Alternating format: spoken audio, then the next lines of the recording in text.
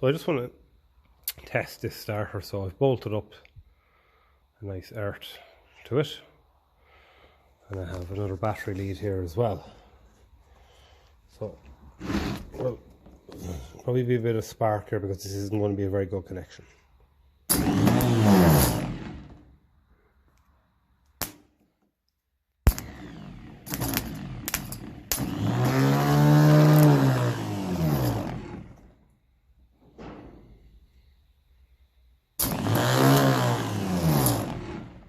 I just want to make sure that Bendix is working there. That should come back towards the motor when it's turning. So that's a success. As you heard there, it turns very fast. And it's not getting hot either. So that's good.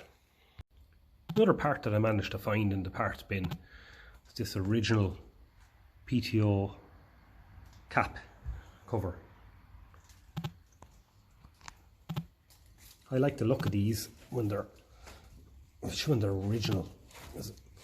So I just gave the threads a bit of a quick clean up on it. So I might give them another little quick clean up with the wire brush on the drill. And apart from that, I don't think I'm going to go paint this. I like the patina on it actually. It's actually it's nice the way it is. But the threads definitely need a bit of a tidying up. But just another little bit in the puzzle.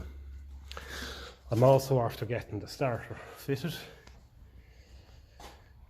So you seen in the last video that it's back together and working, turning very fast, so it should be a bit even better than it was. And apart from that, we'll see what the next job's going to be, but nearly everything has been off on this side of the engine. That can be. So that is the latest from this project. There's the starting handle, back where it's meant to be. Again, just another little job.